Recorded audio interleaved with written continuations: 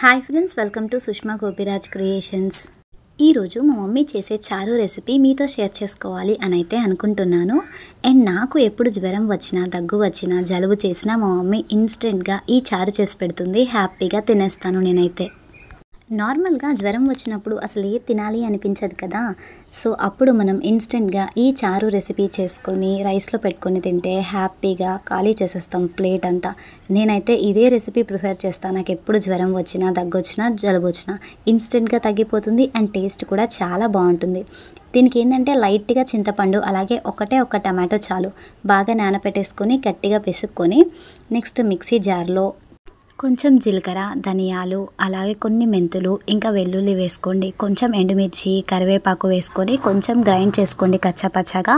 And next ఈ చారులోకి tomatoes ఇంకా చింతపండుని బాగా మ్యాష్ చేసుకొని పక్కకు పెట్టుకోండి.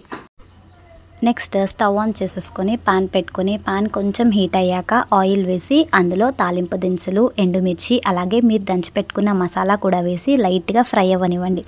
లైట్గా ఫ్రై అయ్యాక చారు వేసి బాయిల్ అవ్వనివ్వండి. చారు బాగా బాయిల్ అవుతూ ఉండాలి.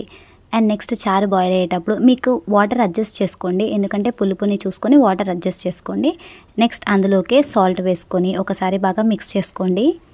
చారుని బాగా మరగనివ్వండి. చారు ఎంత మరిగితే అంత టేస్టీగా ఉంటాయి. నెక్స్ట్ చారు బాగా బాయిల్ అయ్యేంత వరకు ఉంచేసి సర్వ్ చేసుకుంటే ఎంతో టేస్టీగా అండ్ యమ్మీగా, హెల్త్కి కూడా చాలా మంచిది. మీ పిల్లలకి చేసి పెట్టండి.